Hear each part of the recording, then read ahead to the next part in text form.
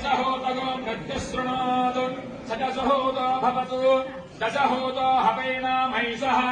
तं वाजेतं दशहोतगं सन्तौ दशहोतेत्याचक्षते परोक्षेण